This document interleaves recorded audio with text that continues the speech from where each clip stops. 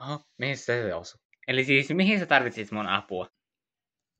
Niin no, täällä on haamuja, niin kun ollaan näin ystäviä, niin sä voisit hoitaa ne ja mä menen hotellille yötä pariksi yöksi.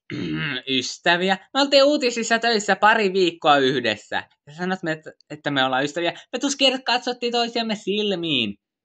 No nyt katsotaan! Ja sen takia mä punastun. Mä aina tätä sun autoa, moikka! Ei, siinä ei ole edes kattoa. Hei kuules kummitus, mä en oikein tahtoisi tappaa tällä hetkellä. Se on aika rankkaa töitä. Niin mitä jos mä vaan annan sulle tän kalan tai satasen? Tai vaikka molemmat, ja sä häivyt. Mitä sanot? No ei Todd! Sinä kerjäsit tätä. Huja.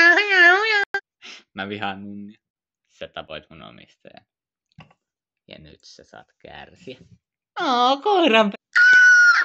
Oi juhrataan, tää sielu manalaan. Mihin soppaan mä oon itseni keittänyt? Hei, toi on muuten hyvä idea, tehdään sitä soppaa. Juhu! Nyt te saatte maksaa. Oliko siinä kaikki? Sovitaan, että sä et nähnyt mua. Ron! Uhrataan, tää sielu manalaan.